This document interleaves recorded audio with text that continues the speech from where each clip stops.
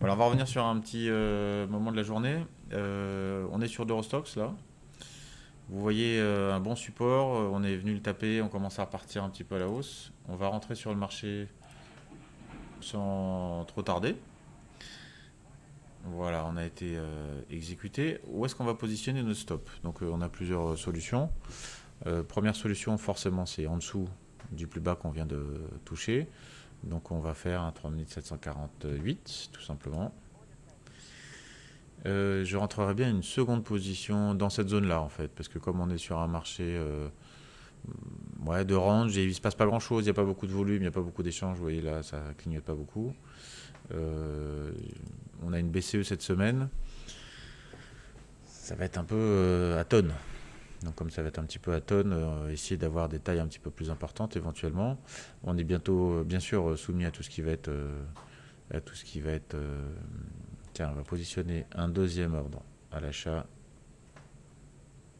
à 49. Si on est exécuté, on sera bien rentré.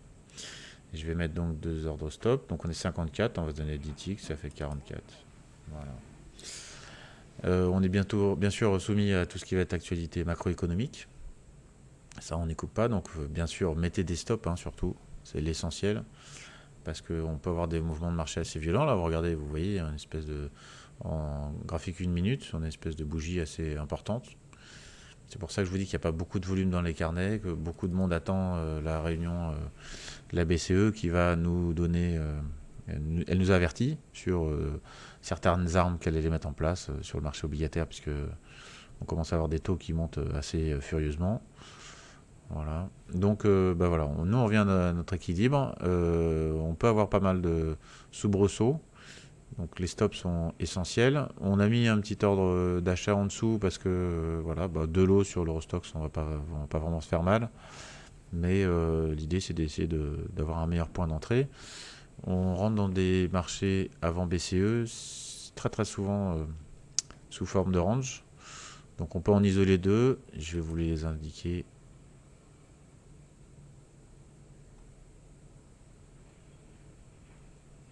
Voilà, je vais vous mettre une première ligne ici.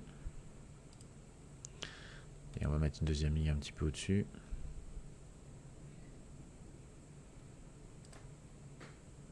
Voilà, on est dans ces zones-là. Alors c'est des zones à chaque fois, bien entendu, hein, c'est pas des points précis. C'est pour ça que bah, je suis rentré une première fois, je vais essayer d'entrer une deuxième fois. Du coup, je vais travailler dans cette zone.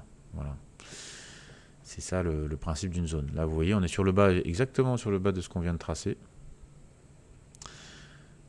Avec un peu de chance, ou avec un petit peu de réussite, ou avec un peu d'habitude, on va essayer de viser voilà, la remontée vers les 3769. On peut d'ores et déjà mettre un ordre de sortie.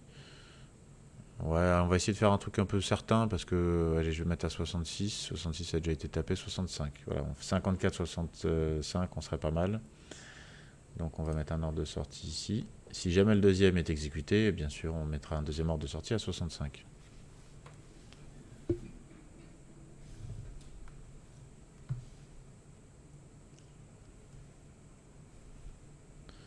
Donc la règle de base, hein, c'est de bien faire attention à la taille des positions que vous allez prendre.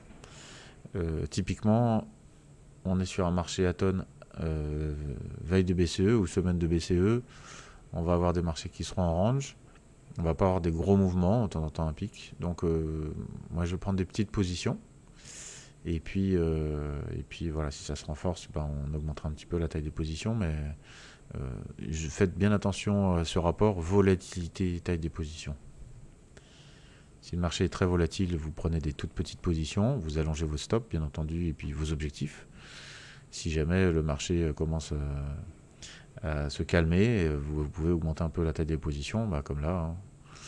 On est sur un marché assez calme, malgré la macroéconomie. Et du coup, bah, ce qu'on va faire tout simplement, c'est très simplement prendre des positions plus importantes si jamais on commence à avoir un petit pécule de côté, quoi. Voilà. Donc tout au long de la journée, ce qui est important, c'est de prendre en compte les bénéfices que vous avez. Alors, concrétiser les bénéfices latents, ça c'est essentiel. Donc là, si le marché, on est à 54, si le marché monte à 58, 59 ou 60, ce que je ferai très simplement, c'est que je vais monter mon stop. J'annulerai la deuxième entrée, et puis je ferai monter le stop à 55. Comme ça, on a un tick de gain, ce qui nous permet de payer le courtier, tout simplement, et puis d'assurer un petit peu de gain. C'est important de banquer régulièrement. Je vois beaucoup de gens qui essayent de faire des grandes tendances. Vous pouvez essayer, hein, si vous rentrez bien et que le marché vous donne des points, à accompagner vos positions avec des stops. Ça vous permettra de bien les conserver. Mais si jamais vous commencez à avoir des gains et que vous ne les prenez pas et que vous terminez la journée en perte, ça c'est des journées où psychologiquement c'est assez compliqué.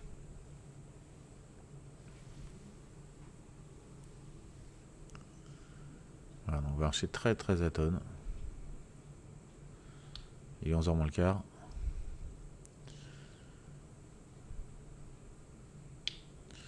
Il se peut qu'on n'ait pas grand chose avant une statistique ou l'heure du déjeuner.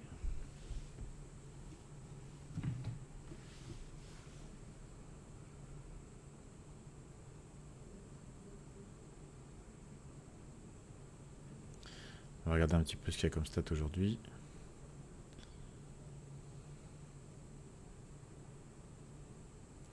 Stat importante, hein. Si vous commencez à regarder des stats dans tous les sens, vous n'arriverez plus à trader. Alors ce qui est très important, c'est d'avoir quelque chose de simple. Le trading, c'est simple. L'essence même du trading, ça va être la gestion des risques. Et là, ce qu'on va essayer de réaliser, ça va être... voilà, donc il n'y a rien sur le calendrier, hein, je viens de vérifier. C'est bien ce qui me semblait. Il y a des discours de banquiers centraux cet après-midi. Bon, ça peut faire bouger quand même le marché, mais ça va être les prémices de ce qui va pouvoir se passer.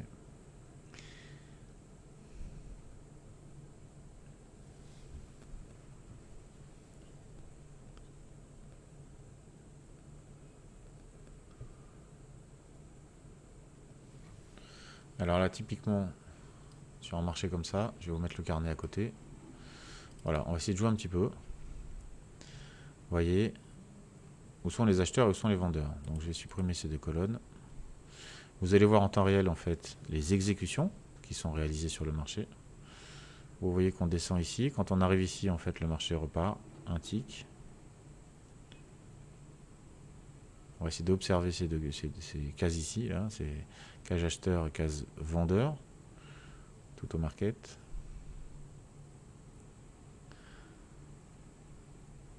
Voilà, dès qu'on arrive à 55, voilà, on a un acheteur qui fait monter le marché. Vous voyez que les quantités ici se rechargent. On est passé à 56. Il y en avait 360 lots. 55, on a l'impression qu'il n'y a personne. Hein, il y a 4-5 lots. Tout d'un coup, il y en a 60, il y en a 39, 10. Et pourtant, le marché monte. Et là, il y avait 4-5 lots et on vient d'en exécuter une quarantaine. Donc, les chiffres qui sont ici ne sont pas toujours évidents à lire. Ce qu'on peut voir ici surtout, c'est qu'on a un acheteur, un vendeur en fait, qui vont un petit peu se courir après. Voilà, ils vont descendre de 2-3 ticks, ils vont faire monter le marché de 2-3 ticks. Nous, on est au milieu. Donc, on attend un mouvement un petit peu plus grand. Ce qu'on peut éventuellement faire, c'est s'amuser. C'est-à-dire que on peut essayer de rentrer une position à 53 et la sortir à 55. Voilà, à l'achat. Pour faire 2 ticks. Bon, c'est du tic-tic, hein, c'est pas ce qu'on essaie de faire sur cette position-là. Voilà, on commence à monter un petit peu. Voilà, dès qu'on monte en fait d'un tick, vous avez vu, hop, le marché redescend.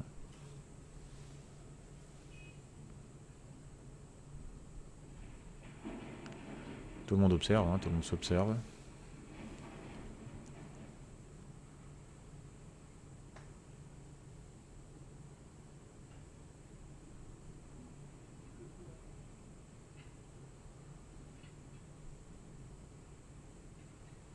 Ça, la ligne qui est bleue plus claire, c'est pour vous indiquer le prix sur lequel il y a le plus de volume depuis l'ouverture du marché, c'est-à-dire depuis 8 heures ce matin. Le marché redescend ici, vous avez vu, dès qu'on arrive à 52, qu'est-ce qui se passe? On traite un peu 52. On traite 52. Ah, on descend un petit peu à 51, donc le vendeur vient chercher l'acheteur. S'ils descendent à 49, on sera pris, c'est-à-dire qu'on rentrera avec un deuxième lot. Vous allez voir automatiquement que notre cours moyen d'achat, 54, va descendre à 52, puisqu'on va rentrer à 49. Voilà, donc on aura un meilleur cours d'entrée. Toujours dans le même objectif, c'est-à-dire, voilà, allez, viens nous chercher. Viens nous chercher. Alors, à un tick près, on n'est pas rentré. Moi, j'aimerais bien rentrer là. Ça nous fera un cours moyen plus intéressant. Et puis, du coup, bah voilà, on va essayer au moins d'aller vers les 60, quoi. Faire 5-6 points. Si ça ne fonctionne pas et si ça ne bouge pas, on sortira nos positions avec 1 ou 2 ticks de gain. Et puis, on attendra l'après-midi. Oui. Donc dès qu'on arrive et dès que ça descend un petit peu, hein, vous avez vu, 2-3 ticks, le marché remonte. C'est ce qu'on appelle des retours, tout simplement.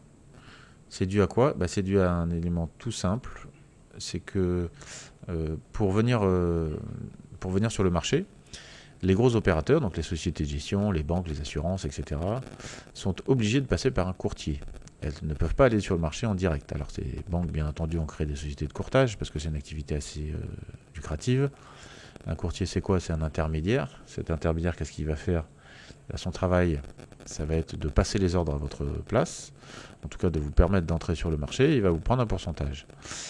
Sur des petites positions comme on fait nous, voilà, une plateforme suffit amplement. Sur des positions quand on s'appelle BlackRock, qui est la plus grosse société de gestion au monde, même si on descend sur Amundi, qui est le premier français qui doit avoir pas loin de 2000 milliards sous gestion, quand ils vont arrêter sur le marché, ils vont arriver sur un Eurostoxx, ils vont pas demander à acheter 50 lots, ils vont demander à acheter 50 000 lots. Donc pour acheter ces 50 000 lots, comment ça va se passer? Le courtier, lui, il va être observé. Vous voyez, regardez, pendant que je parle, en fait, donc c'est pour ça qu'il faut se donner du temps. Pendant que je parle, en fait, le marché remonte. Donc on a bien une espèce de circuit entre l'acheteur et le vendeur. Voilà. Qu'est-ce qui va se passer dans ce cadre-là? Eh bien, le courtier, lui, doit travailler, doit faire ses opérations pour avoir un meilleur cours d'achat possible. Et donc, c'est avec ce meilleur cours d'achat possible qu'il va pouvoir revoir son client.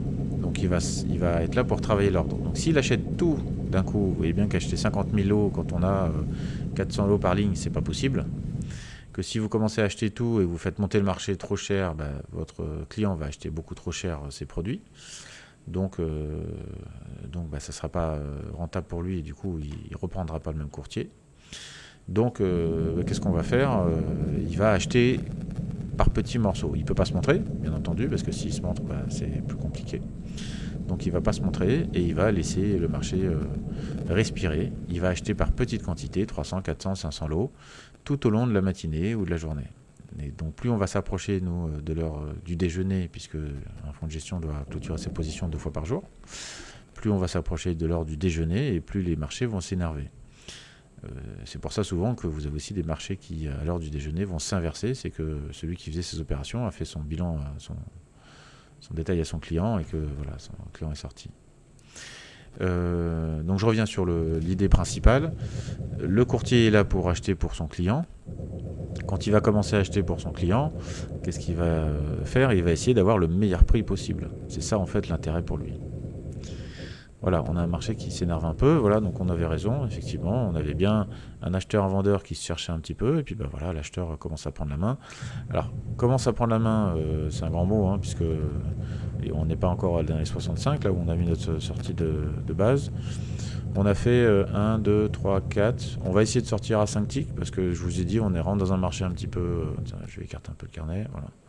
On rentre dans un marché 60, ce serait pas mal, ouais. On va essayer à 58. Allez, on va se mettre à 58. On fera 1, 2, 3, 4 ticks. Si on arrive à faire nos 4 ticks, on sera pas mal. On est dans un marché de range, donc un marché assez atone. Pas intéressant. Il n'y a pas d'accélération, il n'y a pas de volatilité, il n'y a pas de volume.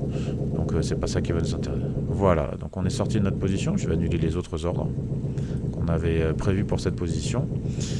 On a gagné 4 ticks, donc c'est-à-dire 40 € avec un lot, voilà, vous le voyez sur le carnet. On est rentré ici, sur le graphique, pardon, on est rentré ici, on est sorti ici. Est-ce qu'on est sorti trop tôt ou pas? On aurait pu accompagner qu'un stop ou pas?